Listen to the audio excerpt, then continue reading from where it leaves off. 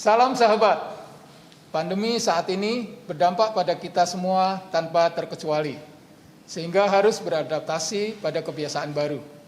Hal ini berdampak juga pada kehidupan di pasar, di mana pedagang dan UMKM harus menjalankan protokol kesehatan. Pandemi ini juga mendorong kita untuk lebih giat dan kreatif, saling membantu meningkatkan perekonomian. Sesuai dengan visi Adira Finance, yaitu menciptakan nilai bersama untuk meningkatkan kesejahteraan, kami menyelenggarakan Festival Pasar Rakyat 2020 untuk mendukung ekosistem pasar rakyat di Indonesia agar dapat bangkit dan bertahan di kondisi pandemi. Melalui Festival Pasar Rakyat 2020, kami berharap masyarakat bisa bangkit bersama sahabat dan membangun sebuah gerakan sosial agar masyarakat tetap setia menjadi bagian dari pasar rakyat Indonesia. Betul banget Pak Dani. Ayo sahabat, mari ikut bergabung di program Festival Pasar Rakyat 2020 yang diselenggarakan Adira Finance bekerja sama dengan Gerakan Pakai Masker, Asosiasi Pengelola Pasar Indonesia, dan Halal Plaza. Kedai Adira Finance juga turut mendukung Festival Pasar Rakyat 2020, karena kita yakin program ini bisa menggugah kembali harapan untuk menjadi lebih baik. Jadi sahabat, mari kita tunjukkan potensi pasar rakyat sebagai energi positif bagi kemajuan ekonomi Indonesia. Ayo sahabat, Indonesia bangkit, bangkit bersama sahabat. Sukseskan Festival Pasar Rakyat 2020. Assalamualaikum warahmatullahi wabarakatuh. Salam sahabat. Melihat kondisi pandemi saat ini, di mana semua pihak turut terkena imbasnya, maka sikap saling membantu sudah menjadi keharusan bagi setiap umat manusia. Terutama kalau kita melihat dampaknya secara ekonomi, di mana salah satu yang terkena imbas paling parah adalah pedagang dan UMKM di pasar rakyat Indonesia. Tapi kita juga jangan menjadikan pandemi sebagai penghalang untuk terus mengembangkan diri. Sehingga harus bersiap dengan adaptasi kebiasaan baru dan semua protokol kesehatan yang ada. Adira Finance Syariah mendukung Festival Pasar Rakyat 2020 agar ekosistem pasar rakyat, terutama pedagang dan pelaku UMKM, bisa tetap bertahan di tengah pandemi dan terus mengembangkan usaha mereka. Sahabat, saatnya kita bangkit bersama sahabat dan bahu-membahu merangkai kembali harapan agar menjadi lebih baik lewat Festival Pasar Rakyat 2020. Ayo sahabat, Indonesia bangkit, bangkit bersama sahabat. Sukseskan Festival Pasar Rakyat 2020. Assalamualaikum warahmatullahi wabarakatuh.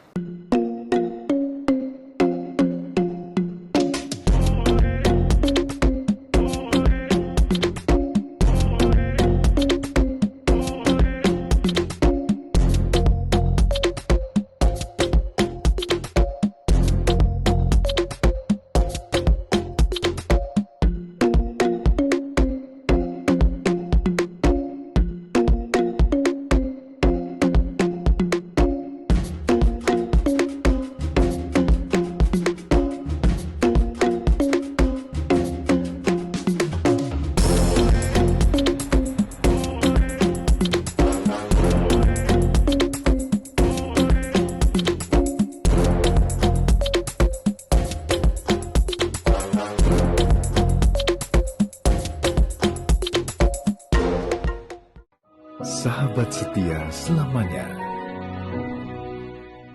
Perkenalkan saya Joko Stianto, saya Ketua Umum Asparindo, Asosiasi Pengelola Pasar Indonesia. Mari kita sukseskan Festival Pasar Rakyat dan Festival Kreatif Lokal 2020 yang akan diadakan oleh Adira Finance, di mana di masa pandemi ini, festival ini akan sangat membantu menaikkan kembali perekonomian yang sempat turun, baik untuk perekonomian di UMKM maupun di pasar rakyat secara umum, sehingga ekonomi akan bangkit kembali. Mari sukseskan Festival Pasar Rakyat dan Festival Kreatif Lokal 2020. Indonesia bangkit, bangkit bersama sahabat, sukseskan FKL 2020. Salam sahabat muda, berbagai upaya terus dilakukan agar Indonesia dapat kembali bangkit di masa pandemi ini. Saatnya kita bahu-membahu lewat karya dan inovasi untuk merangkai kembali harapan menuju Indonesia yang lebih baik. Turut mendukung pada kegiatan Festival Kreatif Lokal, kami dari Gerakan Pakai Masker melalui program Festival Pasar Rakyat yang diselenggarakan bersama Adira Finance kami mengajak teman-teman generasi muda ambil bagian dalam program gerakan yang positif ini. Ayo bangga buatan Indonesia, beli kreatif lokal, kini saatnya kita bergerak menjadi penopang perekonomian bangsa. Indonesia bangkit, bangkit bersama sahabat, sukseskan Festival Kreatif Lokal 2020. Saya Sigit Pramono, Ketua Umum Gerakan Pakai Masker. Seperti diketahui, pandemi karena COVID-19 ini menimbulkan akibat yang sangat luas. Yang terdampak banyak sektor usaha, termasuk UMKM dan pasar rakyat. Kami di Gerakan Pakai Masker sekarang ini juga sedang melakukan penyuluhan untuk 9.200 pasar rakyat di seluruh Indonesia. Berkaitan dengan hal ini, Adira Finance juga menyelenggarakan suatu kegiatan yang sangat baik, yaitu Festival Kreatif Lokal yang sejalan dengan apa yang dilakukan oleh Gerakan Pakai Masker. Sehingga kami mendukung penuh kegiatan ini untuk membangkitkan produk kreatif lokal. Kita dukung gerakan Bangga Buatan Indonesia dan beli kreatif lokal. Mari kita bersama-sama membangkitkan ekonomi bangsa dari pandemi COVID-19 ini. Indonesia bangkit, bangkit bersama sahabat, dan sukseskan Festival Kreatif Lokal 2020. Selamat datang di Indonesia, negara dan ekonomi terbesar di Asia Tenggara dengan populasi penduduk lebih dari 260 juta jiwa. Perekonomian Indonesia sebagian besar dipengaruhi oleh konsumsi domestik yang menjadi pendorong utama pertumbuhannya. Di Adira Finance, berbagai solusi pembiayaan kami meliputi kredit mobil, kredit motor, kredit elektronik dan furnitur, kredit multiguna, pembiayaan syariah, asuransi. Dengan 19.000 karyawan, kami selalu siap membantu pelanggan kami. Kami hadir di seluruh penjuru negeri untuk memastikan kemudahan untuk melayani mereka. Sahabat setia selamanya.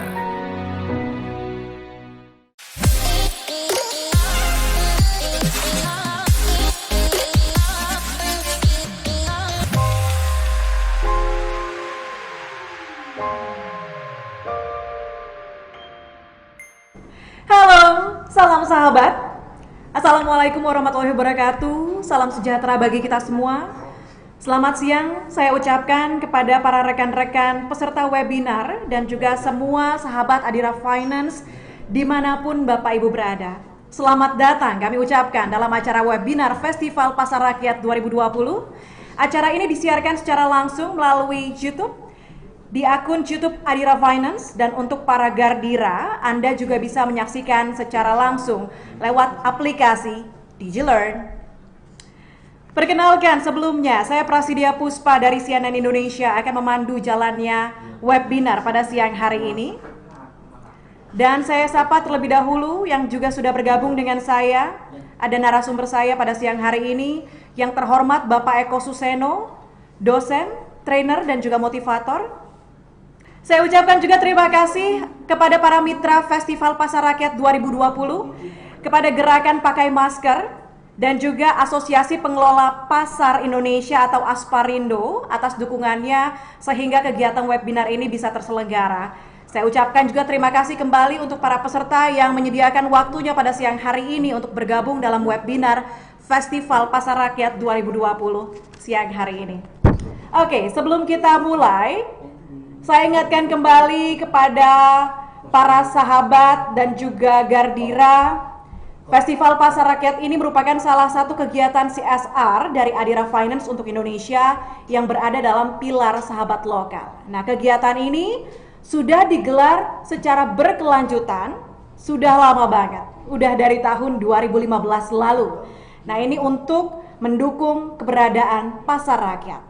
Tapi sayangnya tahun ini berbeda ya, kita tahu semuanya tahun ini Festival Pasar Rakyat akan menjadi berbeda karena diselenggarakan di tengah kondisi pandemi 2020 di Indonesia ini. Nah, fokus utamanya tapi tidak berubah Bapak Ibu sekalian, karena kita akan tetap berfokus pada pedagang dan juga pada ekosistem di pasar rakyat agar bisa bertahan secara ekonomi di tengah masa pandemi seperti ini. mengangkat tema besarnya, Bangkit Bersama Sahabat. Festival Pasar Rakyat 2020 ini punya misi untuk meningkatkan pengetahuan para pedagang mengenai pentingnya pemahaman dan penggunaan sarana digital ataupun online ataupun daring ya untuk pelatihan dan juga pendampingan. Nah, oke.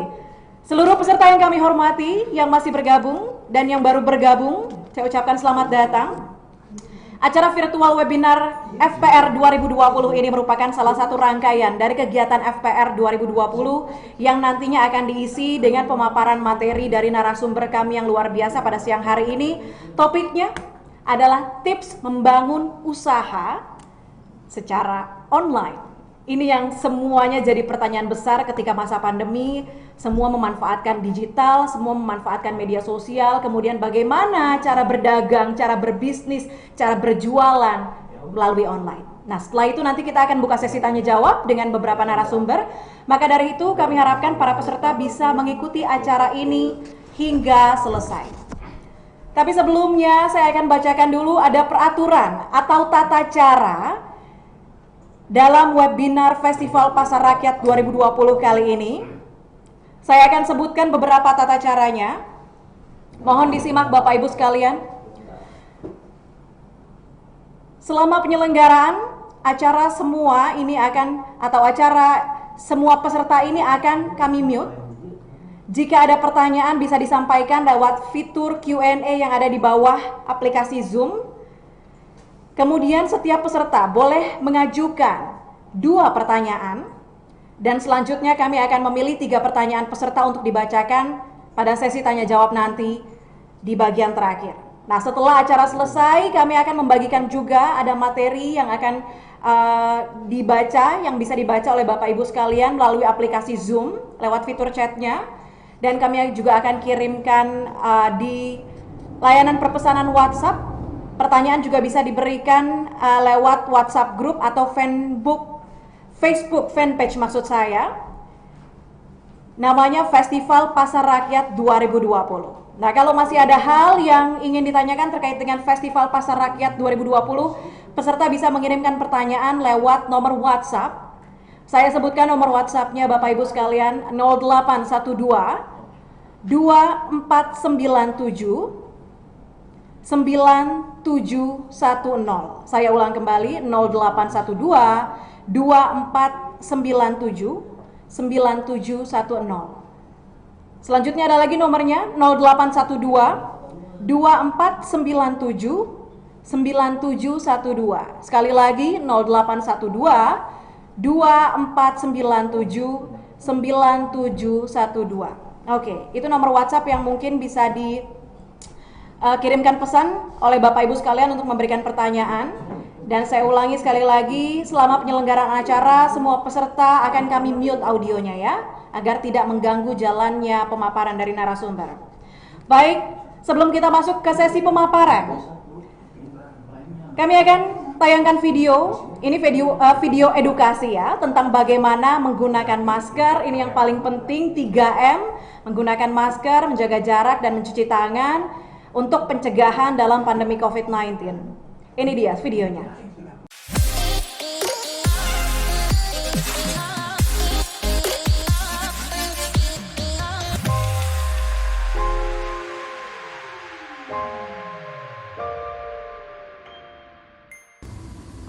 Assalamualaikum warahmatullahi wabarakatuh. Salam sejahtera bagi kita semua.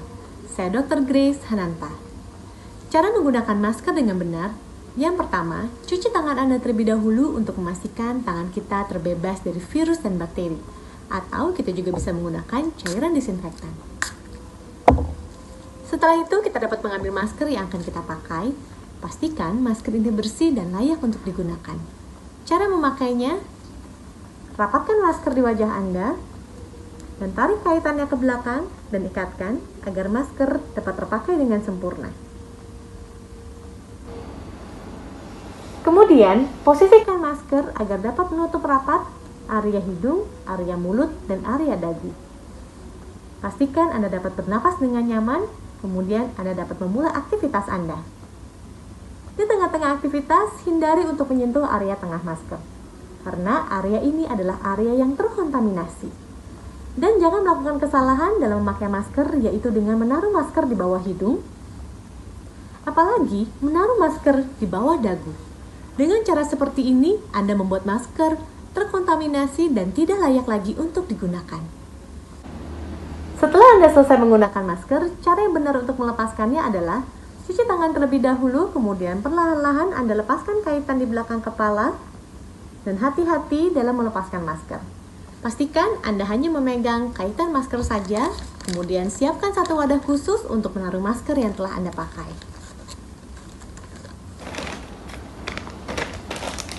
Baik untuk dibuang maupun untuk dicuci kembali dengan air hangat dan deterjen.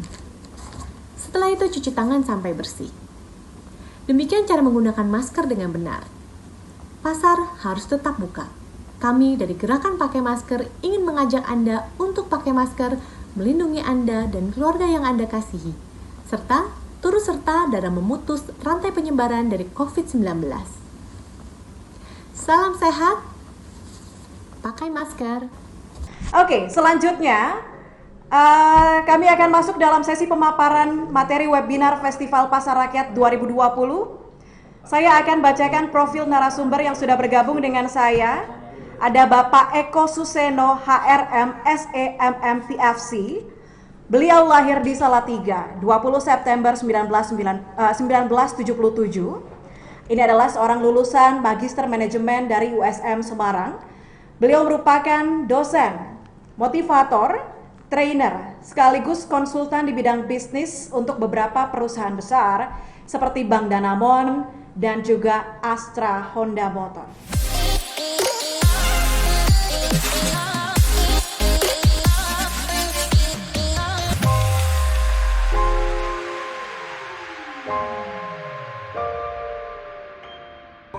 Ekonomi itu menarik. Menariknya itu apa?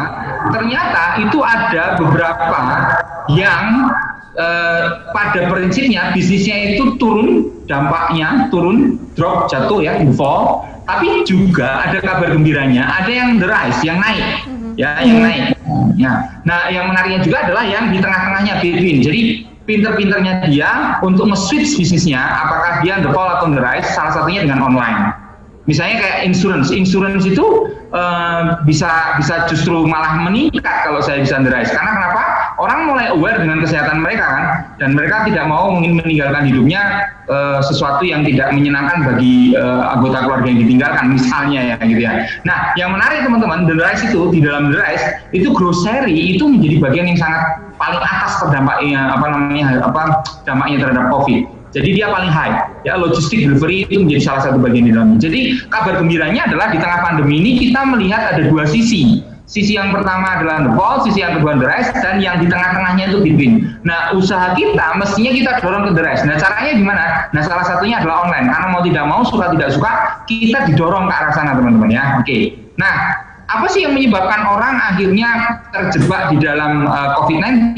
Ini data yang saya ambil dari Bappenas, menarik sekali. Dia mengatakan ini 2008-98 krisis kita itu didriver oleh financial sector, tetapi kemudian di krisis 2020 itu terjadi pandemi COVID. Adanya krisis kepercayaan dan kecemasan. Sektor real tidak bergerak, ya saya ulangi ya, sektor real tidak bergerak. Karena sektor real tidak bergerak, maka sektor finansial tersuspend, terkena dampaknya. Nah, sama halnya dengan bisnis kita. Karena sektor real tidak bergerak dengan baik, maka ini yang jadi problem besar kita. Kita tidak bisa mendapatkan satu proses transaksi dengan para konsumen kita, terlebih teman-teman yang ada di pasar itu, kira-kira begitu ya. Nah, makanya teman-teman, ini ada satu kata-kata bijak yang harus kita segera berubah ya. Let's not wait for the rain to stop, let's learn how to dance in the rain. Jadi jangan nunggu hujan reda baru kemudian kita melakukan aktivitas, tetapi mari kita belajar bagaimana menari di dalam hujan. Nah, salah satunya menarinya itu adalah apa? Online. Walaupun Bapak Ibu tidak bisa, tenang, kita punya banyak tips-tips praktis bagaimana ketika walaupun saya tidak bisa mengakses, kita bisa menggunakan media online yang lain. Nah, itu menjadi bagian penting supaya kita mau melakukan perubahan ya. Kuncinya satu teman-teman, ini saya kasih motivasi dulu ya. Anda harus responsive to change.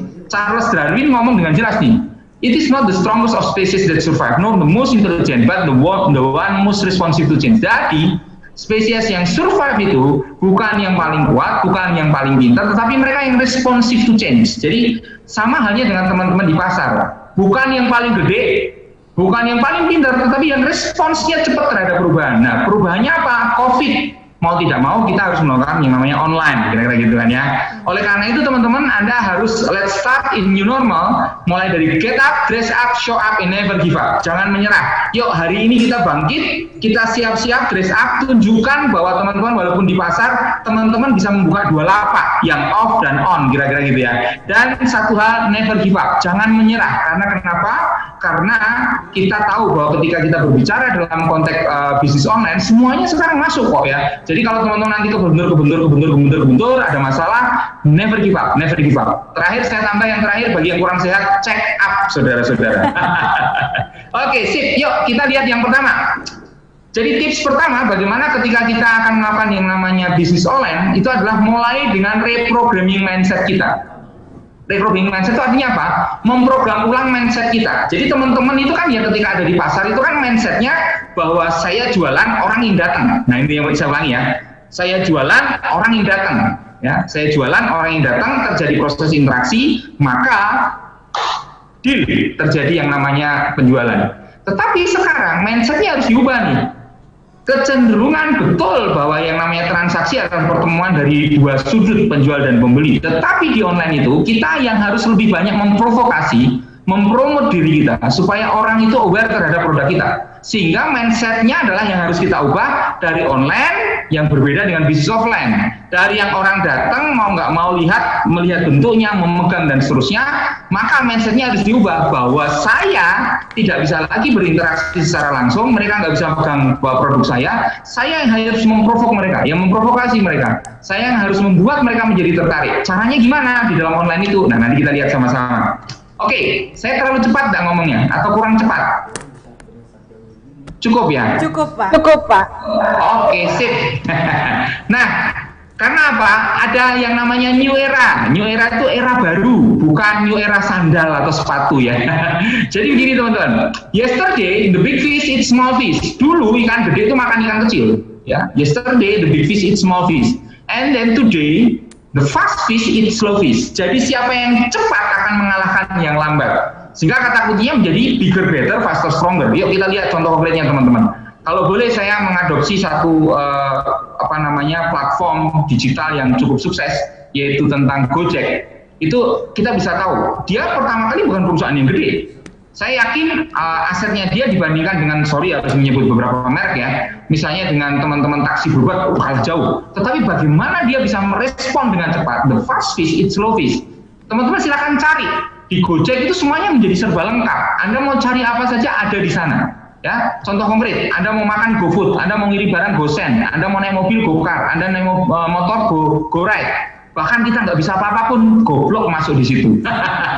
Nggak, artinya semuanya ada di situ, Makanya di new era yang the fast fish eat slow fish itu, maka kita harus cepat, nggak ada perlu waktu lagi menunda-nunda. Makanya setelah ikut sesi ini, ikut seminar ini, langsung masuk ke online. Nah, caranya apa? Tunggu nanti di belakang ya. Oke. Nah, tuntutan era digital itu adalah 3 hal. Tech, touch, truth, ya. Berbasis teknologi, dan teknologi itu bisa kita akses dengan mudahnya sekarang.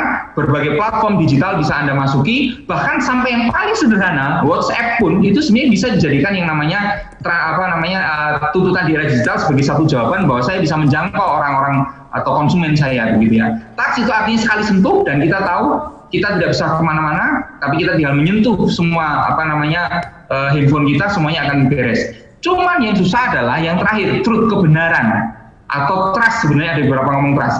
Artinya begini, banyak sekali teman-teman di era digital ini yang membangun bisnis online-nya itu lebih banyak mengecewakan konsumen. Karena kenapa? Semua yang ditawarkan itu tidak seindah dari gambar aslinya. Nah, nanti kita akan belajar di dalam promosi dan brand awareness, itu ada istilah di dalam kita mempromosikan dan membangun awareness itu adalah gini.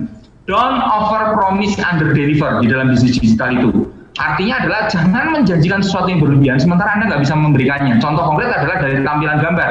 Saya kadang selalu mengatakan jangan terlalu banyak di window dressing, dibaik-baikin. Artinya begini, Anda begitu capture bagus sekali, orang tertarik, kemudian ketika tertarik itu dia beli. Ini yang saya bilang, akhirnya truthnya nggak jalan. Sehingga apa yang terjadi?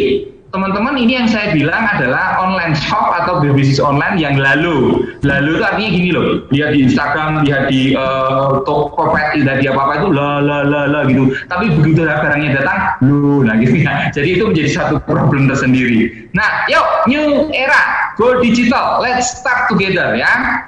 Nggak perlu takut, karena hanya ada dua jenis orang gagal. Pertama, orang yang mencoba dan gagal, dan yang kedua, orang yang tidak mencoba dan gagal. Jadilah pribadi yang kedua, pribadi yang pertama, orang yang mencoba dan gagal. Yuk, setelah ini coba kita masuk ke digital yang paling sederhana sekalipun, bisa lewat WhatsApp, bisa lewat Instagram, bisa lewat platform-platform yang sudah ada, Tokopedia dan seterusnya ya. Nggak perlu takut gagal teman-teman, karena ketika kita bayi, saya masih ingat kita 240 kali gagal jatuh. Jadi teman-teman harus semangat, harus punya keyakinan, persepsinya harus dibangun bahwa saya bisa gitu ya. Dan kata kuncinya satu teman-teman, Anda harus menjadi seorang pemenang dengan mengatakan ini sulit tapi mungkin. Oke, memang susah ya, apalagi mohon maaf saya nggak bisa ketemu dengan Bapak Ibu Saudara, saya nggak ngerti Bapak Ibu itu termasuk generasi yang mana, apakah generasi kolonial atau generasi milenial gitu ya, yang sangat identik dengan teknologi. Karena pengalaman empirik saya yang membantu beberapa klien saya yang punya kegiatan-kegiatan CSR itu sangat susah sekali untuk ngajari platform digital ya, sekalipun hanya lewat WhatsApp sama yang lewat namanya Instagram. Jangan jadi loser dengan mengatakan ini mungkin tapi sangat sulit untuk mengerjakan. Itu jadi problem besar ya. Masukilah ke communication channel yang sekarang sudah mengarah pada 24 jam dalam sehari, 7 hari dalam seminggu, dan 365 hari dalam setahun. Kita sekarang sudah masuk ke digital ya. Memang betul ada proses komunikasi lewat print, radio, televisi, tetapi tren kedepannya dan sekarang kita sudah memasuki yaitu digital, sosial media, web, blog, kemudian media digital yang lain yang dimana kita harus masuk di dalamnya. Artinya kalau Anda masuk di dalamnya, Anda punya dua lapak yang offline yang ada di pasar yang saat ini Anda tempati, dan pasar online yang ada digital. Lapak Anda yang di offline itu bisa tutup karena ada jam tayangnya, jam bukanya dari mungkin jam 6 sampai jam 4. Tetapi kalau online itu nggak pernah ada tutupnya. Artinya adalah orang bisa browsing, orang bisa stalking dari pagi sampai ke pagi lagi. Artinya orang bisa melihat produk kita itu di tengah malam. Karena kenapa? Karena kita menggunakan digital. Kira-kira begitu ya. Cuma ini teman-teman, saya mau mengatakan gini. Ketika Anda membangun yang namanya bisnis digital nanti, jangan terjebak ke financial driven, tapi masuklah ke sosial maupun spiritual driven. Nanti suatu saat kita ngomong ya. Ini saya bicara waktu nih kayaknya ini. Nah, kedua, setelah mindsetnya benar, kedua adalah ketahui dan temukan target market Anda. Saya ulangi ya.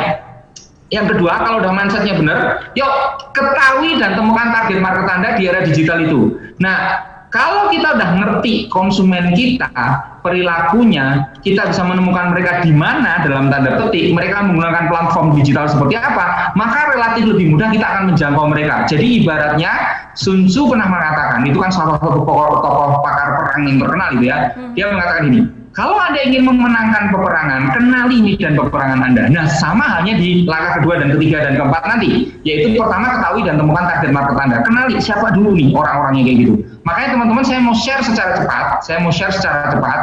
Itu survei yang dilakukan oleh AJI ya, itu Asosiasi Penyelenggara Jasa Internet di Indonesia. Dan yang menarik Bapak Ibu Saudara, ini baru ya, ini mereka melakukan di bulan Juni. Kebetulan saya punya akses dan saya dapat materi ini cukup bagus ya. Ini pasti cocok saya kasih ke teman-teman supaya terjadi perkobatan ya. Nah, menariknya begini teman-teman. Pertama, satu data yang Bapak Ibu harus cermati dan Bapak Ibu harus melek ya tentang digital, tentang teknologi adalah pengguna internet ya di Indonesia itu sudah 73,7% dari total populasi kita. Anda bisa bayangkan, hampir 75%, hampir 3/4 seluruh penduduk di Indonesia itu sudah menggunakan internet. Dari total penduduk kita 266 juta sekian ya. Ya mungkin ada yang mengatakan, Pak kurang satu, tetangga saya ada yang meninggal. Tapi saya akan ngomong, tetangga saya ada yang melahirkan. Jadi sekitar angka-angka itu ya. Dan ini kalau dibandingkan year to year ya, dengan tahun sebelumnya itu 64,8%. Jadi artinya kenaikannya luar biasa, sangat signifikan. Dan saya meyakini ini terjadi di tengah pandemi itu, pengguna internetnya semakin tinggi. Dan kita bisa tahu tidak hanya kita yang dewasa saja, anak-anak SD pun sekarang sudah menggunakan internet. Dan mereka kadang lebih jago dibanding dengan kita. Kedua, yang menarik lagi adalah penetrasi pasarnya selain 73,7% tadi, growth-nya itu 8,9 dari growth internet user-nya. Jadi, dari 2019 sampai kuartal 2022 yang kedua, itu growth-nya saja itu 25.537.353. Anda bisa bayangkan, berarti penambahannya cukup luar biasa sekali. Oleh karena itu teman-teman, ini yang saya bilang, marketnya gede banget, pasarnya gede banget, kesempatannya gede banget. Dan yang menarik adalah apa? Kita bisa melakukannya di rumah. Bahkan ketika Anda duduk, Anda pun masih bisa melakukannya. Dan itu menjadi kata kuncinya ya. Kemudian yang menarik lagi teman-teman, ini kita harus ngerti ini, siapa konsumen kita, perilakunya seperti apa. Ada satu pertanyaan di dalam survei itu, seberapa sering Anda terhubung ke internet melalui smartphone atau handphone? Jawabannya 94,5% itu everyday, setiap hari. Artinya kita punya kesempatan mengakses mereka setiap hari, mengakses para pembeli kita setiap hari. Kalau kita di lapak yang offline, kita nggak bisa mengakses setiap hari dan setiap saat. Karena kenapa? Ada keterbatasan. Mungkin kalau outlet kita hanya untuk bisa 10 orang, 20 orang konsumen, tiba-tiba ada orang yang 11 ke orang 21 nggak bisa masuk, dia akan lewat ke outlet yang lain ya. Kemudian yang berikutnya yang cukup menarik datanya adalah begini teman-teman. Menurut perkiraan Anda dalam sehari 24 jam, berapa lama rata waktu Anda menggunakannya ya, menggunakan berinternet? Yang paling banyak itu 19,5 mengatakan bahwa ada lebih dari 8 jam ke atas. Jadi kita sangat addicted dengan yang namanya internet, yang sangat identik dengan digital, dan semua pasar kita itu harusnya mulai mengarah ke sana ya, mulai mengarah ke sana. Kemudian apakah data pribadi aman? Aman ya, 57,8 karena banyak orang yang takut itu katanya nggak aman. Aman kok, aman ya. Kemudian alasan mengapa menggunakan internet salah satunya adalah sosial media 51,5. Justru makanya saya selalu mengatakan platformnya jangan terjebak kepada platform-platform yang sudah sudah terkenal ya gitu dengan pada beberapa merek gitu ya. Anda pun masih bisa kok menggunakan sosial media walaupun sebenarnya sosial media itu tidak boleh terjadi transaksi bisnis, tapi orang Indonesia itu paling kreatif bahwa dengan sosial media pun Anda bisa berbisnis, kira-kira begitu kan ya. Tolong bantu ya Kak, gitu misalnya gitu kan, nge-chat Anda, nge-DM Anda, kemudian di Facebook Anda dan seterusnya. Tapi tidak bisa dipungkiri bahwa 51,5% orang-orang di Indonesia itu mengakses internet itu karena apa? Sosial media. Dan kita bisa menggunakan itu sebagai satu media untuk kita menjual, menawarkan barang-barang yang ada di tempat kita ya. Kemudian yang menarik lagi adalah gini, dalam 1 bulan berapa yang Anda keluarkan agar tetap terhubung dengan internet? Rata-rata 75 sampai 10 ribu. Itu kalau dibelikan kuota, itu jumlahnya cukup banyak. Artinya mereka sudah sangat aware hidup mereka dengan internet, dengan digital. Tinggal kita yang memasukinya, kita yang meracuni mereka supaya mereka ngerti produk kita dan akhirnya membeli produk kita. Makanya nanti di belakang ada yang namanya brand awareness ya. Oke, saya lanjutkan teman-teman. Seberapa biaya langganan terpasang di rumah? Ya, 85% mengatakan itu 200.000 sampai 300.000. Ini kita nggak nyebut merek ya, memang ada beberapa yang tarifnya segitu ya. Misalnya kayak IndiHome, MNC itu kan memang angka-angkanya di situ semuanya. Ini tidak ada promosi ya, saya tidak ada titipan ini ya. Nah, nama toko online tempat Anda paling sering membeli kebutuhan tersebut yang paling tinggi Shopee. Ini cukup menarik ya. Kenapa Shopee lebih tinggi? Saya juga nggak tahu. Ini karena masalah survei. Baru kemudian Lazada, kemudian Tokped dan seterusnya, Bukalapak dan seterusnya. Nah, ketika kita udah ngerti platform kayak gini, berarti teman-teman bisa tahu kan, saya bisa mengakses yang mana. Why not? Kenapa nggak semuanya Anda masuki dan itu memungkinkan untuk Anda bisa memasuki semua platform tersebut. Ya, alasan membutuhkannya secara online kenapa? Satu, harganya jauh lebih murah. Jadi hati-hati ketika Anda masuk ke dunia online. Kalau harga Anda tidak kompetitif dengan produk yang sama, orang tidak akan membeli produk Anda. Karena kenapa? Di online itu orang bisa membandingkan secara langsung. Tidak perlu datang dari satu outlet ke outlet yang lain. Nah, ini bedanya dengan offline dan online. Kalau offline itu kan kita dari satu toko, outlet ke toko yang lain, bandingin, mereka takes time gitu ya, capek dan seterusnya. Sekarang enggak, mereka itu bisa duduk sendiri di rumahnya, di kamarnya, atau di mobilnya, atau di coffee shop, mereka bisa banding-bandingin. Dan mana yang paling murah? Dan ternyata betul, harga yang jauh lebih murah itu menjadi alasan utama kenapa mereka membeli secara online. Kemudian yang berikutnya adalah, dari beragam cara pembayaran online itu, manakah cara yang paling sering Anda gunakan? Yang paling banyak ternyata COD, cash and on delivery ya. Baru kemudian ada transfer ATM, ada mobile banking, ada uang elektronik, ada internet banking, ada yang lewat Indomaret, tetapi COD ternyata masih sangat relevan ya. Oke. Rata-rata dalam sebulan berapa besar jumlah uang yang Anda keluarkan untuk membeli belanja secara online. Nah, ini menarik. Orang Indonesia itu baru di angka Rp500.000, ya, baru di angka Rp500.000 per bulan. Nah, sebenarnya ini bisa di-up lagi kalau misalnya produk-produknya menjadi semakin menarik dengan varian yang lebih banyak, ya. Kemudian data yang menarik yang lain adalah alasan utama Anda tidak pernah membeli secara online apa? Ini lebih suka langsung karena barang langsung dapat dibeli. Artinya memang ada beberapa orang yang ingin masih melihat yang namanya secara langsung. Kemudian dari daftar media sosial ini, mana yang sering atau sekali atau tidak pernah Anda gunakan berinternet? Ternyata Facebook ya yang paling tinggi ya. Saya pikir Instagram loh, ternyata Facebook yang paling tinggi ya. Baru kemudian link, baru Instagram, baru kemudian Twitter. Saya nggak tahu ini. Tapi yang jelas saya yakin survei ini bisa dipercaya karena ada Indonesia Survey Center dan APJI yang melakukannya itu. Dan ternyata Facebook loh ya. Makanya saya tidak pernah menutup Facebook saya gitu ya. Ternyata orang masih mau mengakses juga. Apalagi stalking ya, ini yang suka masih ganjen-ganjen mantannya dilihat di Facebooknya ada apa dan seterusnya ya. Oke, kemudian selain Facebook, Instagram, link, Twitter, YouTube, sebutkan nama sosial media yang paling sering Anda gunakan. Betul, yang paling tinggi adalah WhatsApp, baru kemudian Line, baru Facebook Messenger, baru kemudian Telegram, PUBG, TikTok dan seterusnya. Ternyata WhatsApp itu luar biasa teman-teman. Makanya jangan Anda segan-segan untuk mempromot lewat story WA Anda. Jadi ketika ada satu produk baru, story tahu ya, story itu loh teman-teman yang nanti 24 jam hilang. Makanya perlu dilakukan secara rutin, perlu rajin. Saya tertarik dengan salah satu teman saya, dia hanya menggunakan WhatsApp saja untuk yang namanya bisnis online. Apa yang dilakukan? Sederhana banget sekali teman-teman. Setiap hari dia memposting di dalam story-nya dia itu produk-produknya dia dan program-programnya dia. Satu, ya. Kedua, dia nge-blast ya. Jadi dia punya banyak grup dan grupnya itu dia masukin terus. Dan ketika dia memasukin grupnya terus itu sampai teman-temannya di dalam grup itu ngerti. Oke, kalau dia posting, dia masuk ke grup, pasti dia nawarin produknya dia. Sehingga ketika dia muncul, ini cocok nih orang ini. Oh, pasti dia mau jual telur. Karena saya punya teman yang namanya dari UD Berkah Telur, itu dia melakukan itu.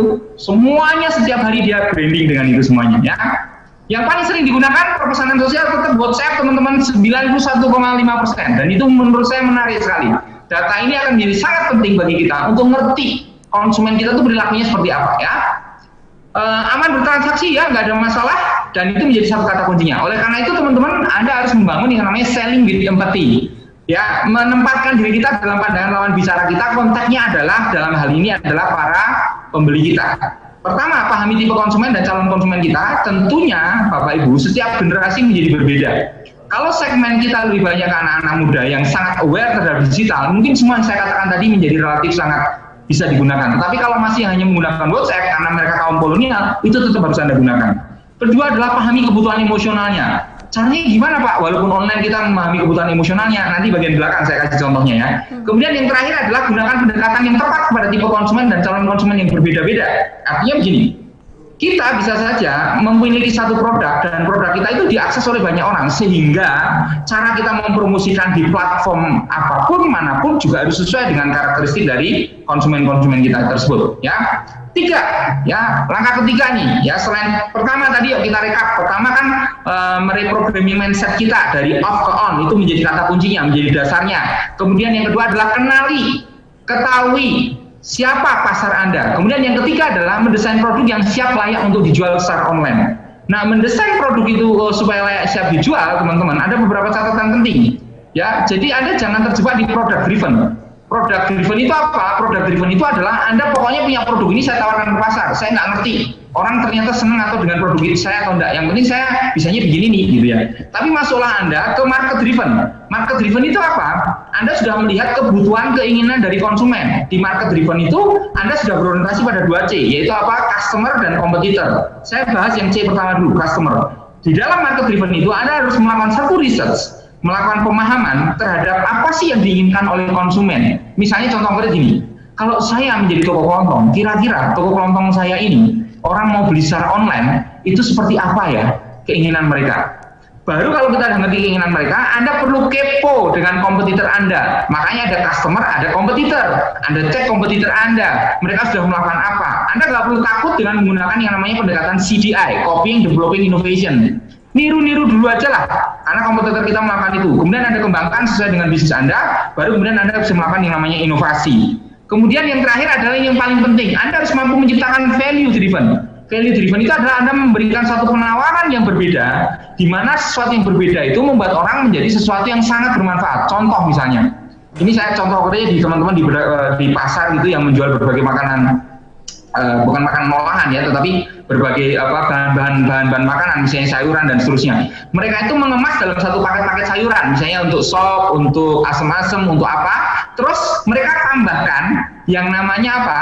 Yang namanya resep dalam bentuk satu kertas, dalam satu bungkusan ketika mereka membeli satu paket. Sehingga orang kalau mau berbelanja di situ ngomong gini, belanja di warung itu, di toko kelontong itu. Karena kenapa? Kita sudah dipaketin nih kalau kita mau masak apa, plus dikasih resep loh. Nah itu artinya ada value tersendiri. Teman-teman harus bergerak dari yang namanya red ocean to blue ocean. Jangan terjebak pada peperangan yang mengakibatkan Anda akan berdarah-darah sendiri. Karena ingat, ketika nanti kita masuk ke online, orang tetap akan cari murahnya, ya. Teman-teman harus inovasi dan membangun kreativitas, ya. Ini definisi inovasi saya tidak akan bahas karena teman-teman sudah tahu ya. Tetapi saya akan katakan gini. Anda bisa membangun inovasi dan kreativitas di dalam satu bisnis ketika Anda melihat sesuatu yang berbeda. Berbedanya itu dari sudut pandang konsumen kita.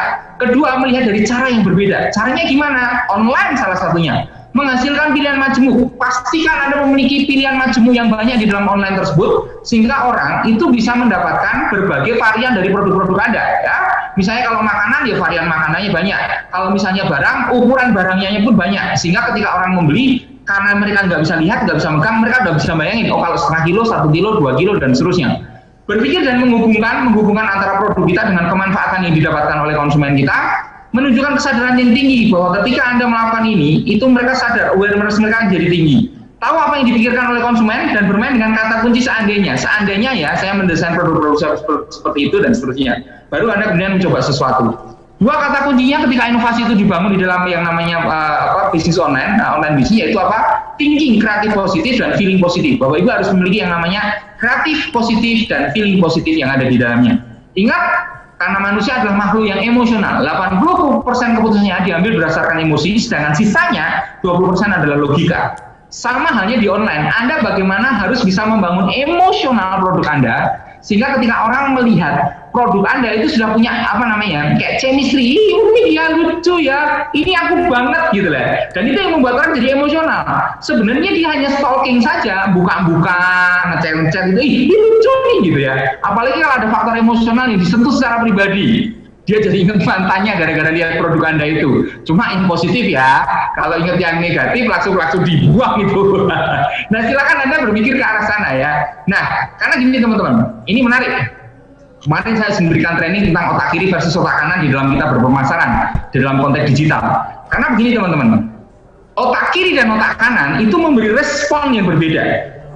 Kalau otak kiri itu logika, kalau otak kanan itu lebih pada, ya betul, itu lebih berada pada emosional. Nah masuk ke sana, karena kenapa? Kehidupan kita itu didominasi 80%-nya oleh otak kanan kita tanpa kita sadari. Dan itu menjadi penting. Sehingga jangan heran teman-teman, ada beberapa produk yang kalau kita menanya ke mereka, mereka langsung ngerti merknya. Karena apa? Di online itu diserang terus di mindset kita. Contohnya gini loh. Mohon maaf ya harus disebut merek, tapi ini menjadi bagian dari kita untuk belajar bersama. Kalau saya berbicara gini, sepeda motor, sebutkan satu merek sepeda motor, saya yakin banyak di antara kita yang akan ngomong apa? Yes, Honda. Karena tanpa kita sadari kita udah di-create seperti itu. Kemudian saya ngomong ini, air mineral dalam kemasan, mungkin rata-rata kita akan ngomong apa? Yes, Aqua. Karena memang otak kanan kita di bawah sadar kita sudah didesain seperti itu oleh orang-orang yang jago menggunakan NLP dalam dunia pemasaran ya. Nah, ini menjadi kata kunci yang berikutnya teman-teman. Kalau seperti ini produk-produk kita nggak membangun emosional, apalagi ini diposting di online. Mestinya produk-produk kita itu seperti ini. Ini lihatnya betulnya kan udah senang nih, asik gitu loh. Sehingga Anda bisa membedakan kan atas dan bawah. Di banyak pasar tradisional itu lebih cenderung packagingnya sudah seperti itu. Sehingga ketika dia difoto, di-upload di platform digital kita, jadi nggak menarik gitu. Tetapi begitu Anda lihat yang bawahnya, asik ya, lucu ya, unik ya, dan seterusnya. Atau ketika Anda jualan telur, nggak ada faktor emosionalnya kayak gini. Tetapi ketika Anda jualan telur, bentuknya kayak gini, packagingnya unik, wah ini keren banget. Kenapa? Akhirnya orang beli apa? Telur atau packagingnya? Ini kan packagingnya menarik sekali. Jadi kalau Anda ingin ngasih oleh-oleh telur asin dengan model kayak gini kan, keren banget ya. Ada faktor emosionalnya gitu loh. Kalau Anda yang belum punya suami atau istri, ketemu mertua Anda kasih ini, pasti dia akan bilang ini menantu idaman, ngerti betul. Walaupun hanya 3 telur, tetapi ada faktor emosional dari sisi penampilannya. Atau lihat ini teman-teman, misalnya Anda memposting makanan seperti ini nggak ada more emosionalnya. Coba kalau dibikin warna-warni ya, dibikin sesuatu yang menarik, orang menjadi lihat dari bentuknya, dari warnanya, orang akan jadi tertarik. Tidak hanya donat dalam bentuk bundar, tapi dalam bentuk yang love. Orang akan secara emosional lihat gambarnya, kayaknya enak ya, gitu. Padahal belum tentu enak juga. Padahal belum tentu rasanya sama. Tetapi yang menarik adalah apa? Emosionalnya kita bangun dulu, ya. Tapi ingat, don't over promise under deliver, ya. Misalnya love, atau Anda bentuknya kotak, ya, atau bentuknya beraneka ragam, ada banyak pilihan, dan seterusnya, ya. Atau emosional yang lain adalah itu ketika Anda menggunakan satu strategi yang namanya emotional pricing. Emotional pricing itu gimana sih? Anda hanya membuat selisih sekian rupiah yang seolah-olah harganya itu relatif murah. Jadi misalnya gini, kalau topeng ini harganya 100.000 dan ada topeng yang sama persis dijual dengan harga 99.000, maka secara emosional kita akan mengatakan lebih murah ini 99.000. Karena kenapa? Karena nggak sampai 100.000, karena 99.000, sehingga apa? Kita mengatakan ini murah, karena hanya 99.000, nggak sampai 100.000, padahal hanya selisih 1.000. Kita kalau ke toilet umum pun 1.000 kurang, sekarang 2.000 teman-teman ya. Nah, ini yang terjadi di beberapa tempat yang kalau Anda bisa lihat harganya menjadi sangat-sangat seperti ini, yang membuat orang more emosional ya. Makanya nanti salah satu tipsnya adalah ketika Anda jualan, bikin harga yang unik-unik, yang secara emosional orang akan melihat itu menjadi sesuatu yang berbeda di dalam bisnis Anda. Atau Anda membuat sesuatu yang emosional, membuat mereka tuh nggak beli satuan, tetapi beli satu rangkaian dengan harga yang relatif lebih murah misalnya gitu. Dan itu membuat mereka menjadi oke, masukkan ke kotak, gitu kan. Kalau Anda sering berbelanja di platform-platform yang terkenal itu kan, masukkan kotak. Oke, kalau kotak kayak gini harganya jauh lebih murah ketika kita beli satuan, kira-kira gitu.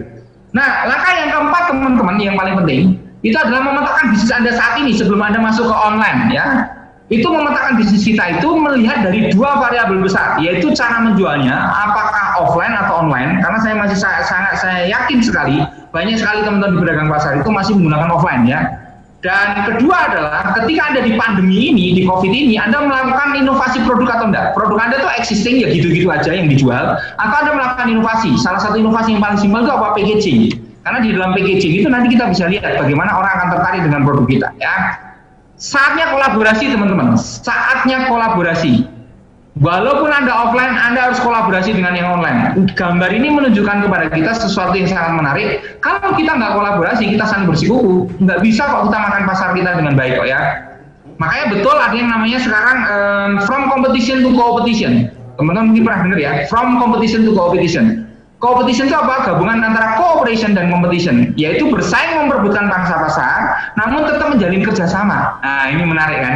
Sehingga nanti misalnya contoh konkretnya gini, kalau Anda jualan di lapak, kebetulan lapak offline Anda bersebelahan dengan yang lainnya, ya sudah saling melengkapi produknya aja, dijual bareng-bareng ke online. Itu menjadi sesuatu yang sangat luar biasa. Karena kenapa? Anda memperebutkan pasar yang sama, tetapi karena Anda bareng-bareng, maka Anda akan bisa mendapatkan kemanfaatan bareng-bareng juga. Ya, yuk kita lihat yuk, Anda di kuadran mana nih teman-teman? Bisnis Anda saat ini. Kalau Anda di kuadran D, coba perhatikan di gambar itu. Kalau Anda ada di kuadran D, berarti cara menjual Anda masih offline dan produknya existing, nggak begitu saja, nggak ada inovasi. Maka apa yang harus Anda lakukan?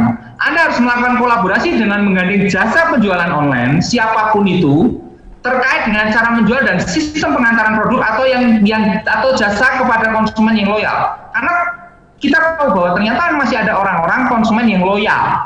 Tetapi karena kita nggak jual online, mereka takut ke tempat Anda, maka mau tidak mau, suka tidak suka, Anda harus kolaborasi, titik. Dengan siapa? Jasa penjualan online.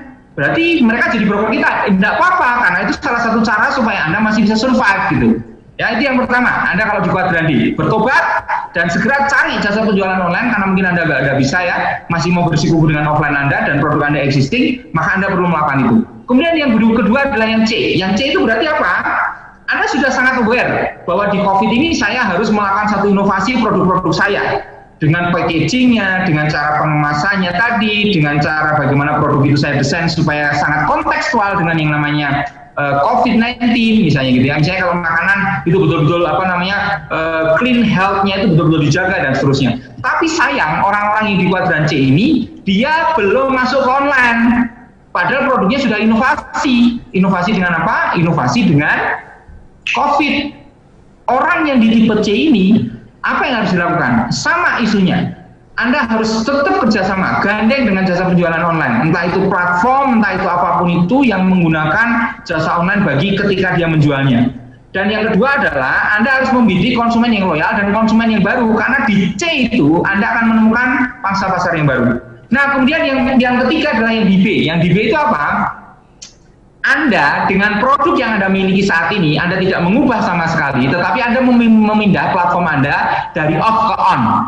Sehingga Anda ada di kuadran B. Nah, ini satu kata kuncinya adalah manfaatkan marketplace secara masif dalam rangka melakukan penetrasi pasar dengan berbagai menggunakan jaringan online. Jadi kalau bisa nanti Anda menggunakan platform-platform jaringan online, jangan hanya pakai satu, tapi pakai beberapa. Dan kalau perlu, ada yang di bawah kendali Anda. Di bawah kendali Anda itu misalnya apa? Kayak WhatsApp, kayak Instagram. Karena kita bisa DM, kita bisa chat dengan mereka. Dan itu menjadi satu kata kunci berikutnya. Yang ideal memang yang di A, teman-teman. Anda sekarang harus sudah mulai online dan melakukan inovasi.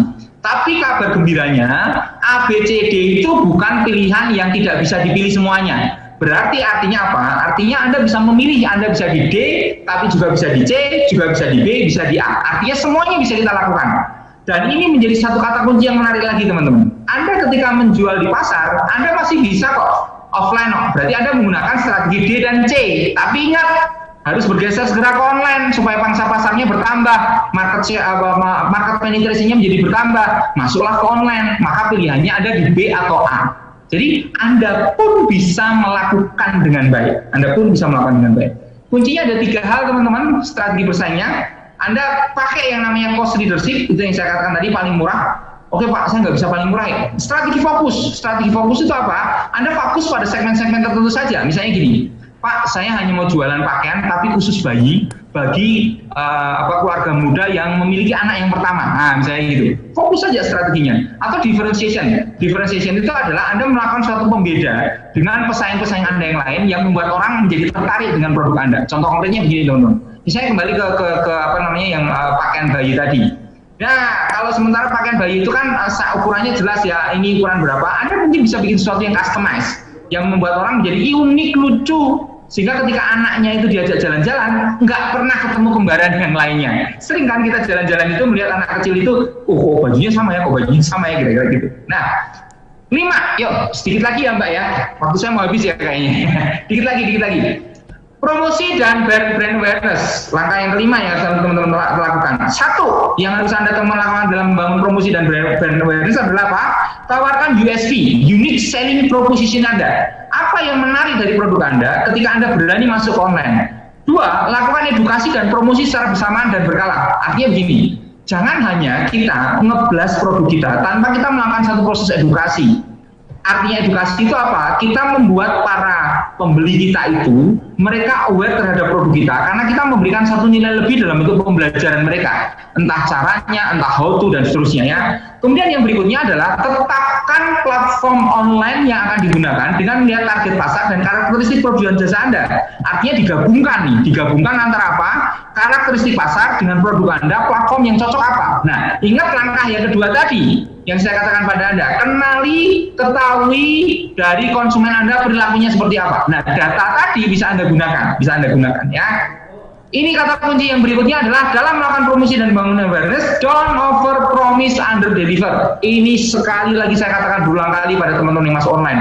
Gambarnya jangan terlalu di makeover, terlalu dibikin berlebihan sehingga ketika orang lihat sampai barangnya datang tidak sesuai ya.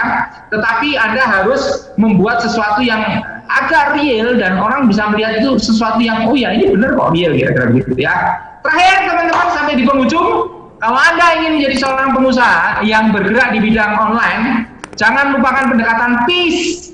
Ya, PIS itu singkatan ya. Bagaimana kita bisa membangun secara profesional dan spiritual. P yang pertama adalah positive thinking. Mulai sekarang teman-teman, yuk kita positive thinking bahwa Anda bisa. Anda adalah hasil dari apa yang Anda pikirkan. Walaupun mungkin beberapa, karena saya nggak lihat wajah Anda, tapi dugaan saya ini ya, itu banyak yang kaum kolonialnya. Anda harus positive thinking, saya harus bisa. Karena mau nggak mau, suka nggak suka. Kalau saya nggak bisa, saya minta tolong sama putra putri saya atau orang yang ngerti tadi ya, platform tadi. Kemudian yang kedua adalah ikhtiar, berusaha sungguh-sungguh, jangan menyerah. Karena mindset menyerah itu akan membuat Anda tidak akan pernah bisa masuk ke online. Karena ingat di online itu pasti Anda akan ketubruk-tubruk ya. Kemudian jangan lupa ini yang paling penting, spiritual. Apa teman-teman? Sedekah. Jangan lupa, walaupun di COVID, filosofinya simpel, terima kasih gitu ya. Dan terakhir Anda akan sukses. Dan untuk menutup ini saya akan menceritakan tentang seorang Raja Wali yang melakukan metamorfosis, teman-teman. Seorang burung Raja Wali ini bisa hidup itu sampai 70 tahun. Tetapi dia akan membuat keputusan besar di usia 40 tahun. Karena kenapa? Di usia 40 tahun itu paruhnya itu bengkok sampai hampir ke dadanya dia, sehingga dia nggak bisa mencucukkan ke mangsa. Kemudian yang kedua adalah bulunya lebat. Ketika bulunya lebat, dia nggak bisa melakukan akselerasi. Dia nggak bisa ngejar mangsanya. Kemudian yang ketiga, cakarnya itu, kukunya itu udah nggak kuat lagi. Jadi kalau dia dapat mangsa, udah nggak bisa nyucuk, akselerasinya kurang, pilihannya ini satu. Anda mau berubah atau mati. Nah, bagi burung-burung Raja Wali dan burung-burung yang mau berubah, dia akan terbang naik jauh ke sebuah tebing, dan di situ dia melakukan metamorfosis dirinya. Apa yang menarik? Pertama, dia akan mencucukkan paruhnya yang lama itu sampai patah dan menunggu paruh yang baru. Setelah paruh baru muncul, dia akan mencabuti bulu-bulunya sehingga muncul bulu yang baru. Dan yang terakhir yang paling menyakitkan, dia harus mencabuti cakarnya supaya muncul cakar yang baru. Dan Bapak Ibu Saudara, dia butuh waktu sekitar berapa lama? Ya, sekitar 150 hari dia melakukan itu. Yuk, ini kesempatan kita melakukan metamorfosis, bahwa bisnis kita tidak hanya berhenti sampai di sini, tetapi langgeng dan nantinya bisa menjadi kebanggaan bagi anak cucu kita. Yuk, sukses selalu, terima kasih, dan saya memberi apresiasi kepada teman-teman yang luar biasa sekali masih mendengarkan, semoga. Dan saya berharap kita akan bisa ketemu di lain waktu. Terima kasih, sukses selalu. Oke, terima kasih Pak Alex bisa mewakili para peserta untuk tepuk tangan atas presentasi yang luar biasa dari Pak Eko Suseno. Kalau saya bisa merangkum sedikit ya, di tengah konsisten, di antara konsisten dan juga inovasi, ada kunci pengembangan bisnis ya, yakni mental yang paling penting nih. Jadi di tengah pandemi nyatanya bisnis berbasis online, berbasis daring ini menjadi rising star, karena di tengah keterbatasan seperti ini nyatanya bisnis offline justru semakin terbatas. Pas banget hari ini 11 lagi banyak diskon di e-commerce, di belanja online ya kan. Jadi bisa mungkin cara-cara strategi pemasaran teman-teman yang sudah lebih dulu berjualan online bisa digunakan nih untuk rekan-rekan yang baru akan memulai bisnisnya menggunakan online. Pak Eko, terima kasih banyak.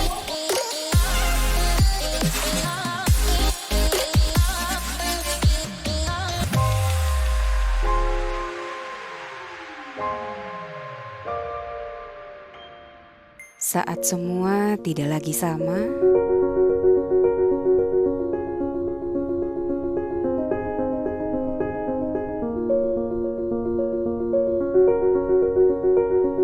kita dan dunia dihadapkan pada realitas baru.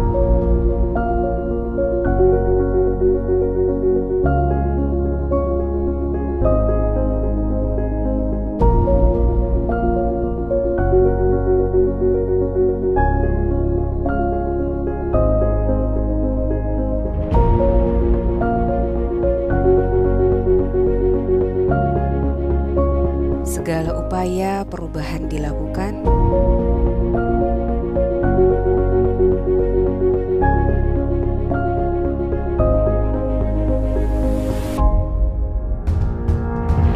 biasanya sih nggak terbiasa pakai masker. Ini kan ada peraturan, ada COVID-19, jadinya peraturan dari pemerintah harus pakai masker.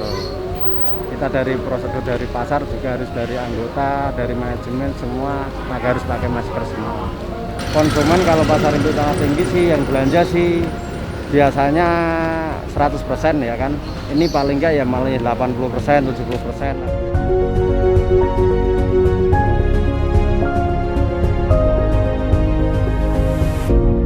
Ada pandemi ini kan harus pakai masker kan, jaga kesehatan juga, jaga biar nggak tertular COVID ini.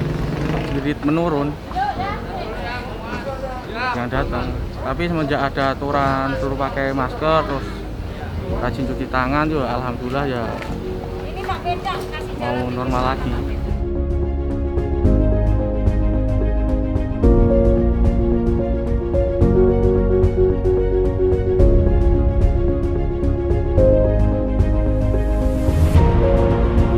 Berjalan dengan adaptasi berbeda. Berani, dan kita kan asal kita ada keluar kita cuci tangan, kita masuk pun kita cuci tangan juga. Ya kita kan harus menjaga kesehatan semua. Kalau lama begini nanti gimana kita mau dapat duit?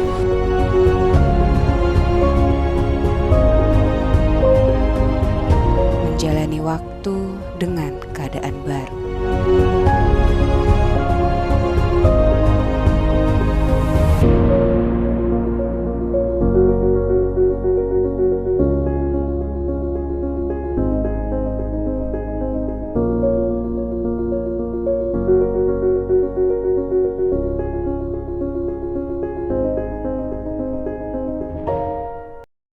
Hai. Hai. Ih, kamu kok nggak pakai masker? Ah, nggak apa-apa. Pakai atau nggak, sama aja. Hei, siapa bilang? Semisal nih ya, kalau kamu positif COVID dan kita berdua nggak pakai masker, itu risiko penularannya 100%. Kalau kamu positif dan aku pakai masker, itu risiko penularannya 70%. Lalu kalau kamu pakai masker dan aku enggak, itu risikonya jadi 5%. Nah, kalau kita berdua sama-sama pakai masker, risikonya turun lagi jadi hanya 2% aja. Apalagi kalau kita juga jaga jarak. Kalau kita berjarak minimal 2 meter, risiko penularannya bisa ditekan sampai 0% loh. Jadi, jangan lupa pakai masker ya.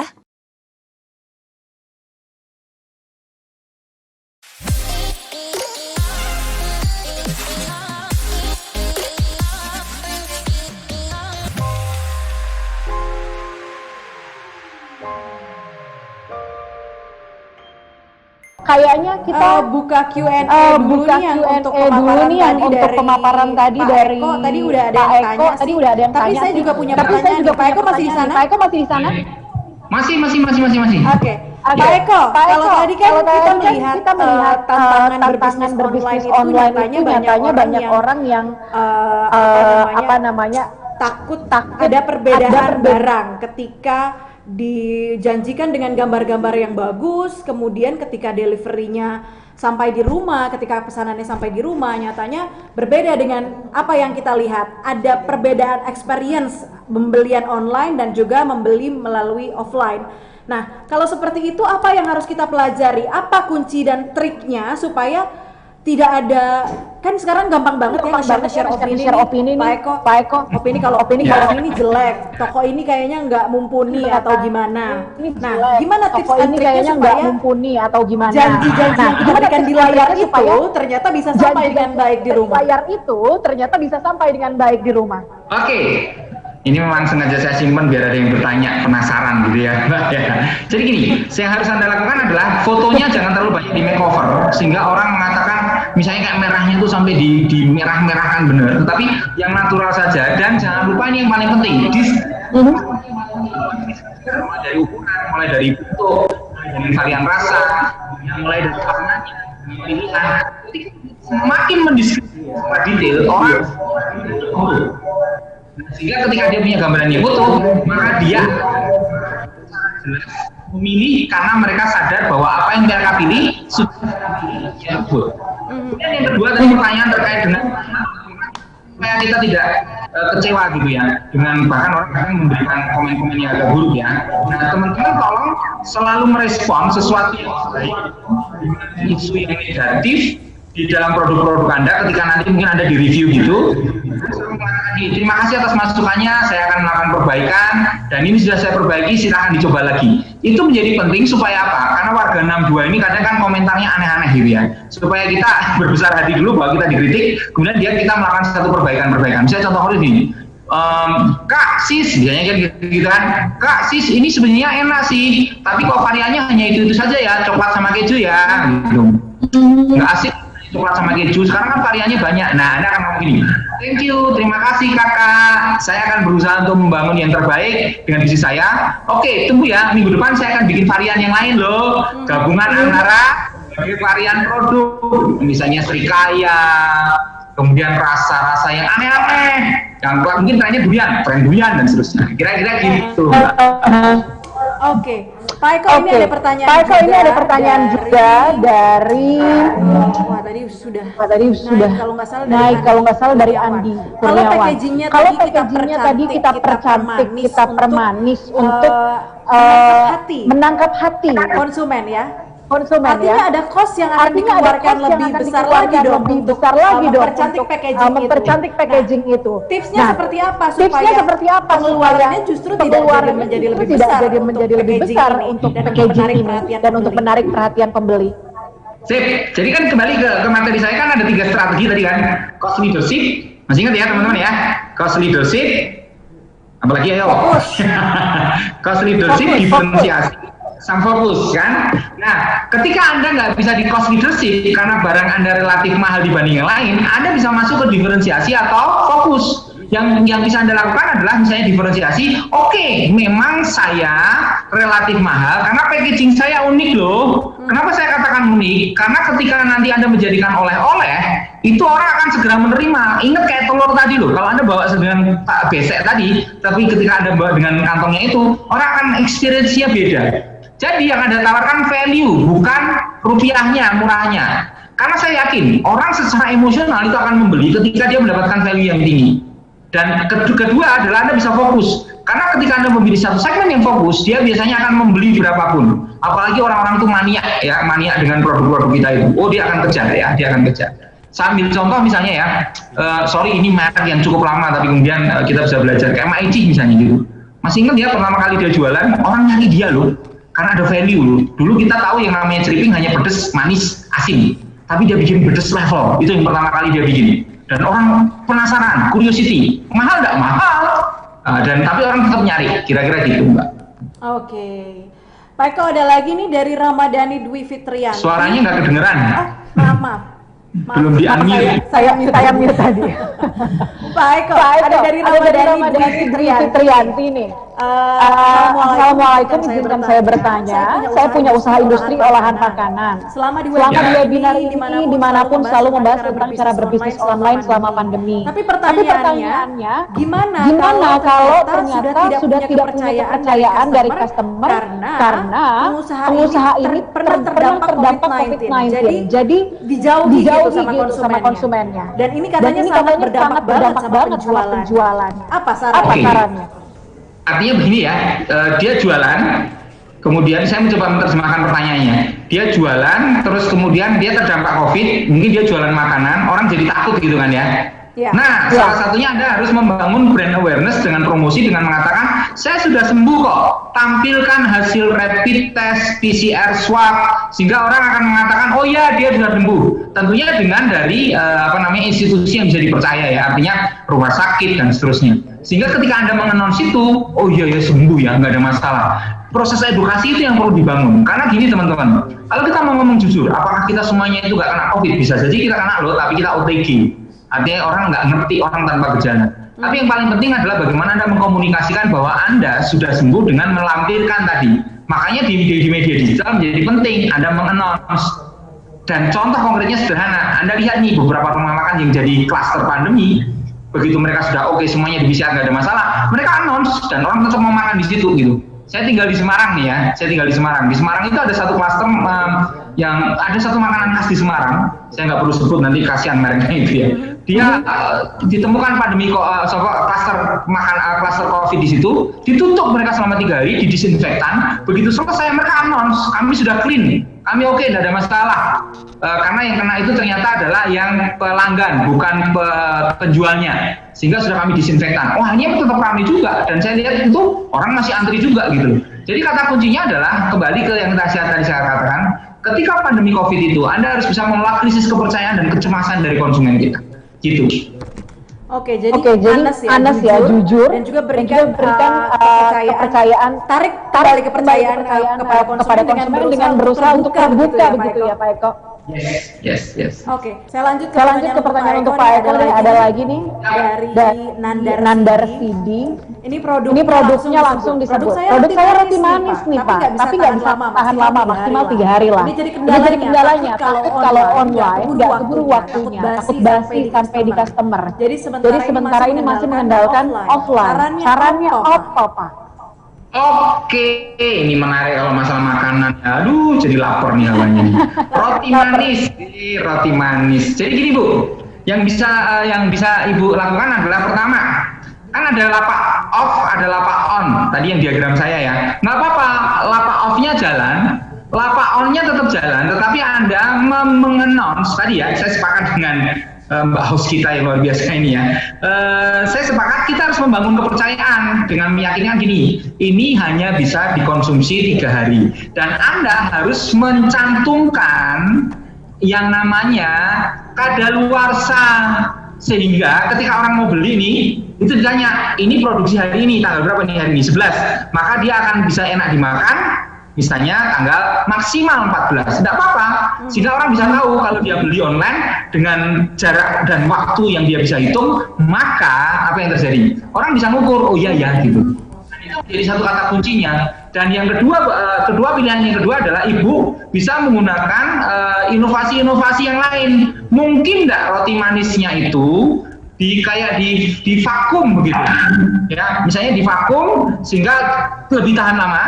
Dan Anda membuat satu himbauan, kalau dimasukkan freezer bisa bertahan sekian hari, tapi tentunya dengan Anda cek terlebih dahulu ya, masukkan setiap hari, kemudian masukkan lagi ke microwave dan seterusnya akan menjadi enak gitu ya. Dan itu perlu, karena kenapa? Ingat di kuadran yang saya katakan tadi, kalau produk kita existing begitu bisa saja dan offline, ya udah kita terjebak di situ. Mending kita existing tapi juga inovasi. Ya, misalnya contoh beberapa teman-teman yang jualan frozen food ya. Sebenarnya mereka nggak jualan frozen food awal-awalnya, mereka jual ikan ayam goreng. Ini teman saya nih, tahu petis khas Semarang. Itu dia pertama jual hangat-hangat, itu nggak bisa lebih dari 2 hari. Kemudian dia berpikir kalau ini dibawa oleh-oleh dan mau dikirim caranya gimana ya? Dia pakai frozen dan petis-petisnya, tapi kemudian dia ngomong dikeluarkan dulu baru kemudian digoreng setelah sekian menit, dan petisnya akan enak ketika Anda sudah mencairkan dan mendidihkan dengan suhu derajat sekian. Tuh, keren pasti kalau itu bisa. Ibu pasti bisa lah roti manisnya ya. Nanti kalau lebih dari 3 hari saya pesen ya, sampai di Semarang 3 hari. Artinya ada inovasi yang dilakukan gitu ya Pak Eko ya. Yes. Oke. Nah, kita kan berbicara soal berbisnis lewat media daring, lewat media online. Kalau tadi Pak Eko bilang kayaknya ini mungkin walaupun nggak lihat mukanya, peserta kita kolonial di zaman kolonial. Nah, mungkin generasi saya bisa sebut generasi orang tua saya susah tuh kalau gunain sosial media. Gunain Instagram aja tuh susah banget. Sedangkan dari Facebook, pengguna Instagram itu tinggi banget. Nah, gimana caranya bisa catch up, bisa mengejar ketinggalan itu, tapi tetap bisa berjualan seperti biasanya, Pak Eko? Oke. Pertanyaan menarik nih, ini saya paling sering ditanya kayak gitu, Pak, terus gimana saya nggak bisa Instagram Pak? Bahkan ada pertanyaan konyol, Pak, Instagram tuh belinya di mana ya Pak? Di Alfamart atau Indomaret? Anda bisa bayangkan, Instagram beli di Alfamart, Indomaret kan? Berarti saking-sakingnya mereka nggak ngerti yang namanya sosial media. Nah, saran saya hanya 2. 1, mau nggak mau Anda harus belajar. Caranya belajar apa? Tanya pada orang yang ngerti, bisa putra-putri teman-teman, Bapak Ibu sekalian. Kemudian yang kedua adalah Anda outsource-kan. Anda kasih ke orang yang ngerti tentang digital itu, tentang online shop itu, dan Anda tinggal mensupport produknya saja. Cuman sekali lagi Anda harus berbagi juga keuntungan dengan mereka, karena mau tidak mau, karena kita nggak mau belajar ya kita akan menagihkan sebagian keuntungan kita ke orang lain. Karena teman-teman sangat disayangkan sekali kalau Anda nggak masuk ke online. Ingat loh, pasarnya gede, 75% penduduk kita udah mulai internet, dan itu saya pikir menarik untuk masuk ke sana. Gitu Mbak, thank you. Terima kasih Pak Eko.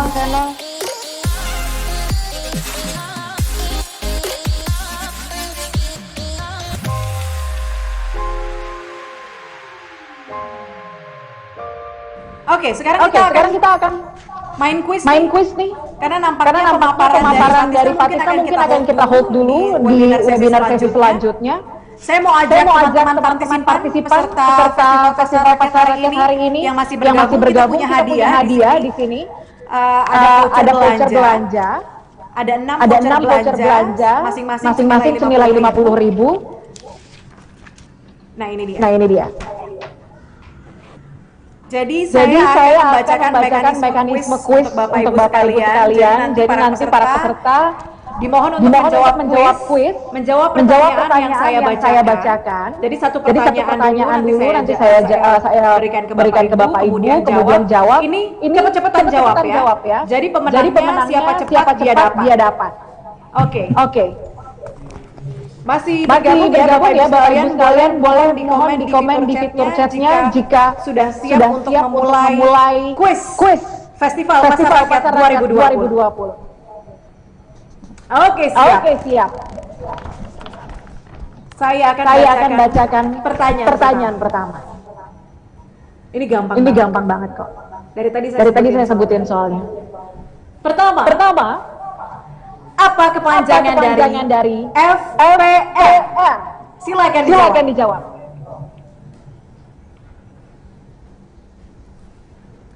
Saya hitung kali ya.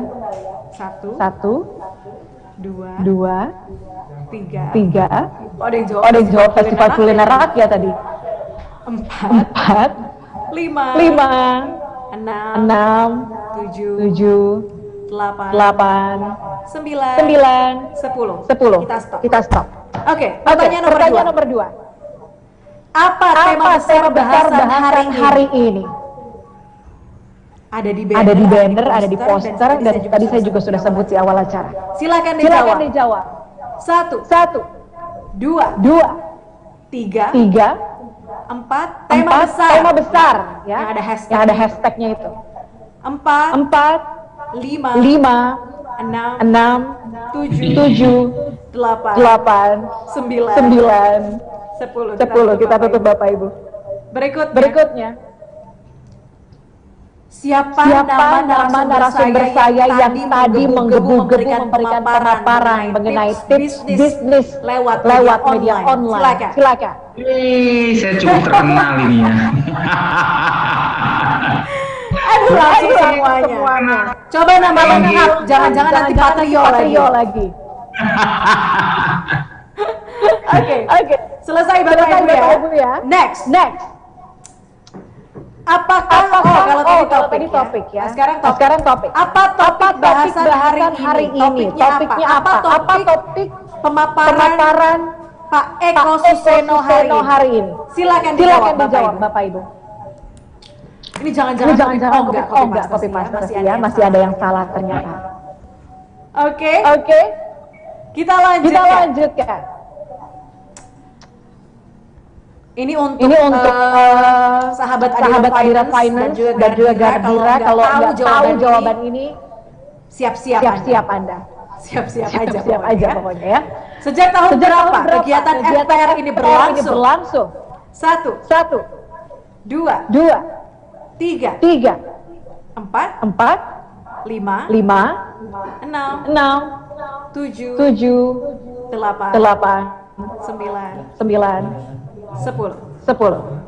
Satu lagi Bapak Ibu. Ini pertanyaannya di luar mengenai Festival Pasar Rakyat. Saya ingin mengetes informasi atau wawasan Bapak Ibu mengenai pandemi COVID-19. Kita tahu cara mencegah COVID-19 adalah 3M. 3M itu apa aja sih? Silakan. 1, 2, 3, 4,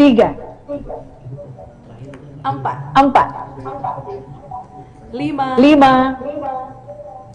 6, 7, 8, 9, 10. Oke. Terima kasih Bapak Ibu sekalian, sahabat Adira Finance dan juga Gardira yang masih bergabung yang ikut kuis. Nanti pemenang kuisnya akan diumumkan lewat grup WhatsApp. Jadi nanti akan ada link WhatsApp yang akan diberikan ya, yang akan di-share oleh teman-teman penyelenggara di fitur chat. Mungkin juga buat nanya-nanya bisa nih cari koneksi, cari jodoh juga mungkin ya, nggak ada yang tahu gitu ya.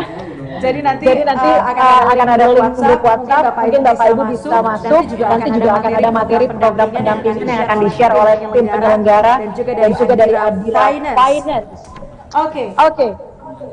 Pemenangnya langsung saya bacakan, berarti nggak jadi di WhatsApp ya. Tapi tetap Bapak Ibu sekalian bisa masuk grup WhatsApp-nya untuk dapat materi program pendampingan dan juga materi webinar Festival Pasar Rakyat 2020. Saya sebutkan. Pemenangnya ada 6 voucher belanja masing-masing 50.000. Dari setiap pertanyaan ini yang paling cepat pertanyaan pertama yang paling cepat menjawabnya adalah Rizky Adan. Selamat Rizky Adan. Pertanyaan kedua yang paling cepat adalah Andi Tandio. Selamat untuk Andi Said Tandio. Kemudian pertanyaan ketiga ada Maulana Yusuf. Selamat. Pertanyaan keempat ada ini dua orang berarti ya. Oke. Pertanyaan keempat ada Rizky Adan dan juga Johan Christian yang mendapatkan voucher. Pertanyaan kelima ada Johan Christian. Dan pertanyaan keenam soal edukasi 3M tadi ada Rizky Adan, mohon maaf, dan juga Arofik Muhammad. Terima kasih Bapak Ibu sekalian sudah bergabung di webinar Festival Pasar Rakyat kali ini. Terima kasih sudah sore katanya. Senang banget ya. Nanti akan diberitahu mekanisme pengambilan vouchernya seperti apa dari teman-teman penyelenggara. Jangan lupa juga tadi masuk di grup WhatsApp-nya dengan link yang nanti akan diberikan. Baiklah, itu dia tadi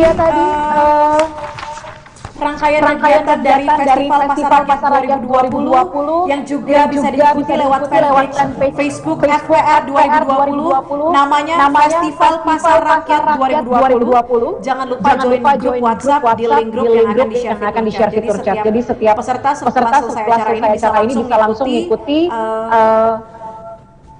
program pendampingan fanpage tersebut ya. Dan saya ucapkan juga terima kasih kepada narasumber yang sudah berpartisipasi pada acara hari ini. Pak Eko Suseno, terima kasih banyak atas pemaparannya luar biasa.